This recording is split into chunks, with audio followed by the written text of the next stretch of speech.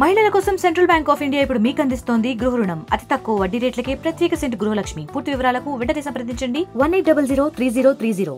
దిశా meeting ఒక ముఖ్య ఉద్దేశం ఏంటంటే, మనకు సెంట్రల్ ఫండ్స్ ఏవైతే వస్తున్నాయో, అలాగే స్టేట్ ఫండ్స్ స్కీమ్స్ ఏవైతే ఉన్నాయో అవి సక్రమంగా మనం యూటిలైజ్ చేసుకొని దాన్ని ప్రతి ఒక్కరికి ప్రతి ఒక్క ఊరికి అందేలాగా ప్రయత్నం.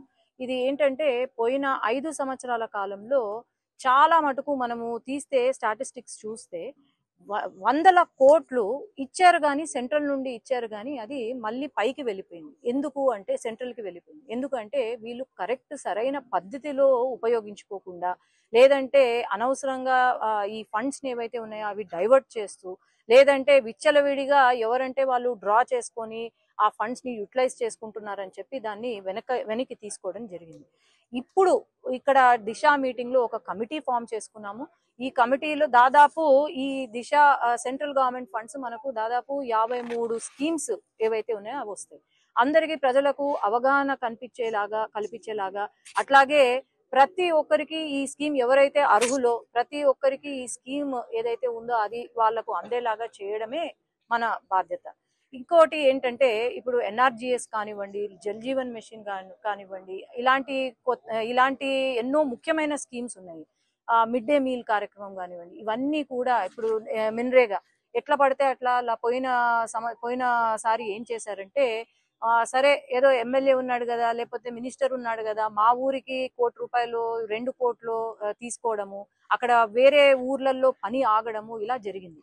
కానీ ఇప్పుడు మాత్రము ప్రతి ఒక్క ఊరికి సక్రమంగా ఈక్వల్ గా డిస్ట్రిబ్యూట్ చేసి రూరల్ డెవలప్మెంట్ కి ఎక్కువ ప్రాధాన్యత ఇవ్వాల్సిందిగా మేము డిసైడ్ చేసుకున్నాము. అట్లాగే జల్ జీవన్ మిషన్, మనము జల్ జీవన్ మిషన్ లో కుళాయిలు ఇస్తున్నాం కానీ సోర్స్ కల్పించట్లేదు. ఈ సోర్స్ కల్పిస్తేనే ఈ జల్ జీవన్ మిషన్ మనకు ముందుకు వెళ్ళొచ్చు. కాబట్టి ఈ సోర్స్ ఎలా రావాలి, హంద్రీనివా నుండి రావాలి, లేకపోతే రిజర్వాయర్స్ నుండి కనెక్టివిటీ ఉంటేనే మనకు కేసీ కెనాల్, ఎందుకంటే సమ్మర్ సీజన్ లో ఎండిపోద్ది, అక్కడ మనకు సోర్స్ ఉండదు, వాటర్ ఉండదు. కాబట్టి ఎలా రిజర్వాయర్స్ నుంచి తీసుకొని రావడమా, లేకపోతే హంద్రీనివా కాలువ నుండి తీసుకొని రావడమా, ఇలాంటి డెసిషన్స్ ఇక్కడ జరిగాయి. అలాగే ఎడ్యుకేషన్ సెక్టర్ కి ఇంపార్టెన్స్ ఇస్తూ ఎడ్యుకేషన్ ఏవైతే స్కూల్ డెవలప్మెంట్ కానివ్వండి, అలాగే ఎక్కడైతే స్కూల్స్ మూతపడ్డాయో దాన్ని మళ్ళీ రీఓపెన్ చేయడం కానివ్వండి, ఇలాంటివి మనము ముందుకు తీసుకెళ్లడం జరుగుతుంది. ఖచ్చితంగా నంద్యాల జిల్లా ఒక మోడల్. అట్లాగే మెన్రేగా ఏదైతే ఉందో ఎన్ఆర్జీఎస్, మేము పెట్టిన ప్రపోజల్ ఏంటంటే, చాలా మటుకు ఊర్లలో బరియల్ గ్రౌండ్స్ లేవు, శ్మశాన వాటికలు లేవు. కాబట్టి ఫస్ట్ ముందు ప్రాధాన్యత శ్మశాన వాటికలు సక్రమంగా ఉండేలాగా, శ్మశాన వాటికలు ప్రతి ఊర్లో ఒక శ్మశాన వాటిక ఉండేలాగా అనేది ముఖ్య ఉద్దేశము.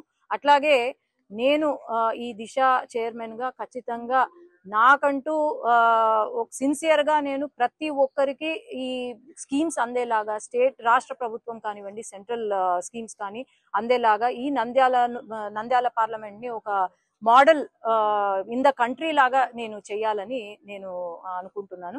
కాబట్టి ప్రతి ఒక్కరు కూడా ఈ స్కీమ్స్ అవగాహన తెచ్చుకోండి. మరిన్ని వీడియోస్ కోసం ఛానల్ ని సబ్స్క్రైబ్ చేయండి, లేటెస్ట్ అప్డేట్స్ కోసం వాట్సాప్ ఛానల్ ని ఫాలో చేయండి, అండ్ లింక్ డిస్క్రిప్షన్ లో ఉంది.